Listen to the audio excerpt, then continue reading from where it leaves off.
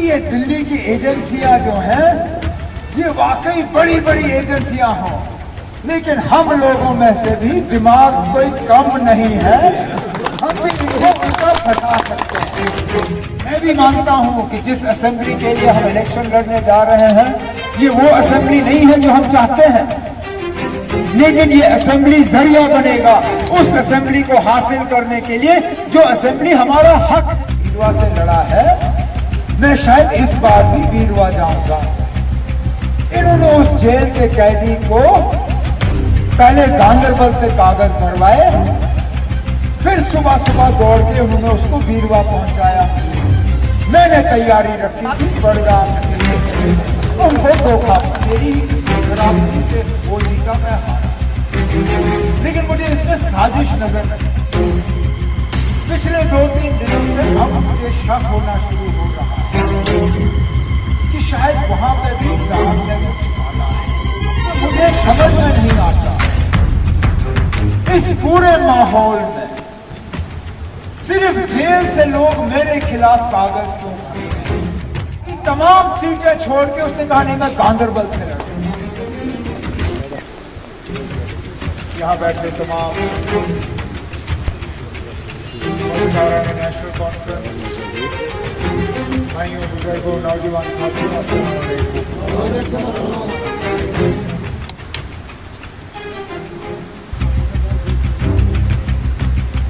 ये पहली मर्तबा है कि आज मैं आप साथियों से एमएलए के तौर पे वोट हासिल करने की कोशिश कर रहा हूँ। इससे पहले जब मैंने अपने लिए वोट मांगे तो आपसे पार्लियामेंट के लिए मांगे,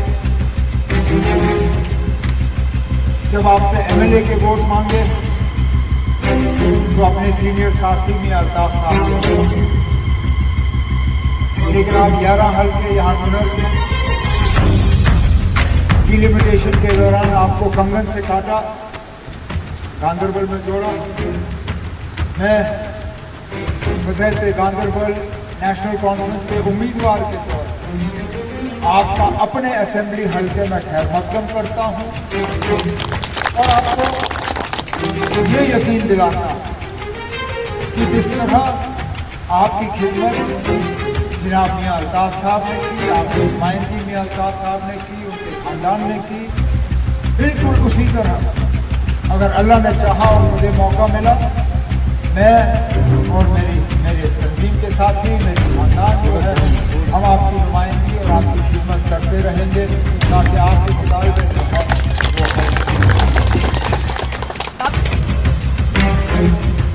ये बड़ा अजीब इलेक्शन।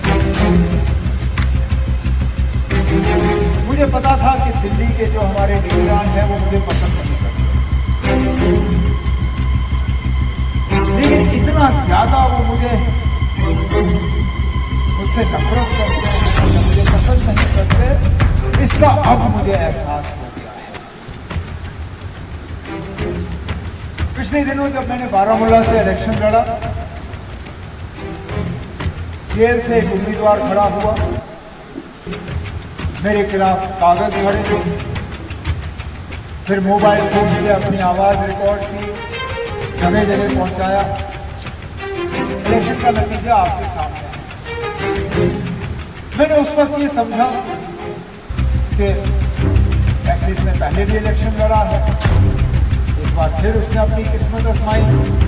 शायद मेरी ही किस्मत खराब थी कि वो जीता मैं हारा, लेकिन मुझे इसमें साजिश नजर नहीं आई। पिछले 2-3 दिनों से अब मुझे शक होना शुरू हो रहा है कि शायद वहां पे भी राम ने कुछ डाला है, क्योंकि मुझे समझ में नहीं आता इस पूरे माहौल में सिर्फ जेल से लोग मेरे खिलाफ कागज क्यों भरते हैं, और वो लोग जिनका यहां से कोई लेना देना ही नहीं, जिसके पिछले हफ्ते कागज नामंजूर हुए, आखिर उसके साथ क्या अरेंजमेंट रहा कि बाकी तमाम सीटें छोड़ के उसने कहा नहीं मैं गांदरबल से लड़ूंगा। और जब गांदरबल से उसके लड़ने की खबर आई, मैंने अपने कुछ साथियों से मशवरा किया। मैंने कहा ना, मुझे इसमें कुछ साजिश नजर आती है, लेकिन मैं इसको साबित करना चाहता हूं। और साबित करने का मेरे पास एक तरीका है, लेकिन हम इसके बारे में किसी से बात नहीं करेंगे। मैं ऐसा करूंगा, मैं गांदरबल के अलावा 1-2 और सीटों से फॉर्म निकालूंगा, और फिर मैं किसी को नहीं कहूंगा कि मैं फॉर्म भरने कहां जा रहा हूं। मैं देखूंगा क्या होगा। हमने ना बड़गाम का ऐलान किया, ना पीरवा का ऐलान किया, फॉर्म रखे और खामोश हुए। लेकिन हमारे जो दिल्ली के मुखालिफ हैं, एजेंसियां हैं, ये बाकी लोग हैं, इनको शायद दिमाग में कीड़ा बैठा कि क्योंकि मैंने इलेक्शन एक बीरवा से लड़ा है, मैं शायद इस बार भी बीरवा जाऊंगा। इन्होंने उस जेल के कैदी को पहले गांदरबल से कागज भरवाए, फिर सुबह सुबह दौड़ के उन्होंने उसको बीरवा पहुंचाया। मैंने तैयारी रखी थी बड़गाम की, उनको धोखा पड़ा। अब वो बेचारा, अब पता नहीं, जम्मू कश्मीर नेशनल कॉन्फ्रेंस, अब वो बेचारा जिसने इनके कहने पे अपनी पूरी तैयारी बीरवा की रखी थी, वो फंसा बीरवा में। मेरे कागज हुए दर्ज बड़गाम में। अब मुझे इस बात की बेहद तसल्ली है कि ये दिल्ली की एजेंसियां जो हैं, ये वाकई बड़ी बड़ी एजेंसियां हों, लेकिन हम लोगों में से भी दिमाग कोई कम नहीं है। हम भी इनको उल्टा फंसा सकते हैं।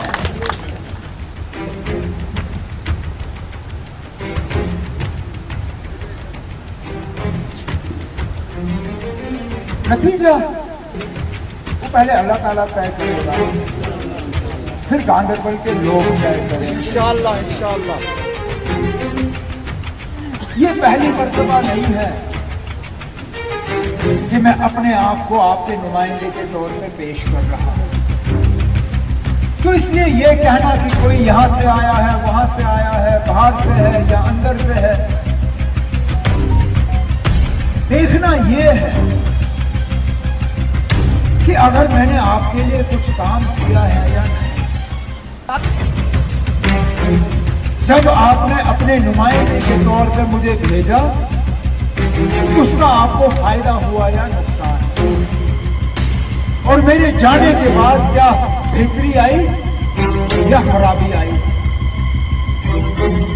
अब चाहे वो बड़े प्रोजेक्ट हों, यूनिवर्सिटी, अस्पताल के वो बड़े इदारे हों, हमारे एग्रीकल्चर यूनिवर्सिटी का वो new Ganderbal hydro electric project, जिसका हमने प्रोजेक्ट तैयार करवा के रखा था, जो आने वाली हुकूमत हमारे बाद जो 2014 में आई, जिसमें से बदकिस्मती हमारा जो एमएलए उस वक्त, मैंने उसको सीट हवाले की थी इस उम्मीद के साथ कि वो मेरे कामों को आगे ले जाएगा, सारा ठप करके रखा। बड़े प्रोजेक्ट तो रुक गए, छोटे मसले भी आपके हल नहीं। अब जिस दरिया के किनारे हम बैठे हैं, इस दरिया में से आज आपको रेत निकालने की भी इजाजत नहीं। इसका अगर ठेका कोई लेता है, बाहर से मजदूर लाते हैं, बाहर से हाईवे हमारी जमीन में बनता है, हाईवे पे टोल इकट्ठा करने वाला ठेका भी बाहर वालों को। सरकारी दफ्तरों में हम जाते हैं तो मुश्किल से हमें अफसर वो मिलता है जो हमारी बात समझ पाता है, जिसको हमारी ज्योग्राफिया का इल्म हो, जिसको हमारे हालात का पता हो। तारे बिछाते हैं लेकिन बिजली कहीं नहीं। बिजली अगर ये चंद घंटों के लिए फराहम करते हैं, बिजली का बिल आसमान में। मेरे दौर में 250, 300, 400 रुपए महीने का बिल। आज देहात के इलाकों में भी महीने का बिल 1650 रुपए से कम नहीं आता। बेशक आपकी आमदनी क्यों ना 1500, लेकिन बिजली बिल 1650 से कम ये भेजेंगे नहीं। राशन का स्केल काटते काटते काटते इन्होंने 5 किलो पे लाया।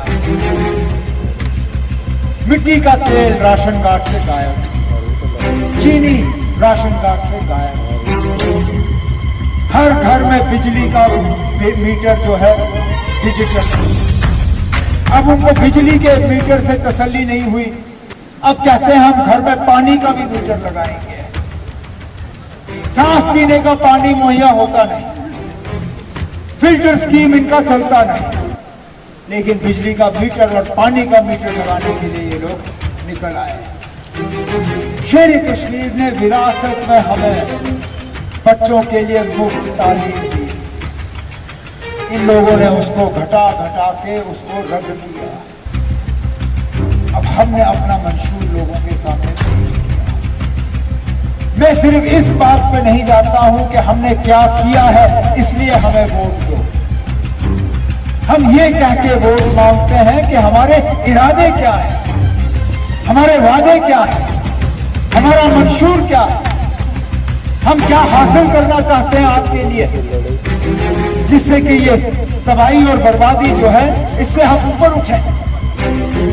जहां हम सियासी बात करते हैं, चाहे वो जम्मू कश्मीर के खसूसी दर्जे का हो, चाहे वो रियासत का दर्जा वापस हासिल करने का हो। मैं भी मानता हूं कि जिस असेंबली के लिए हम इलेक्शन लड़ने जा रहे हैं ये वो असेंबली नहीं है जो हम चाहते हैं, लेकिन ये असेंबली जरिया बनेगा उस असेंबली को हासिल करने के लिए जो असेंबली हमारा हक है।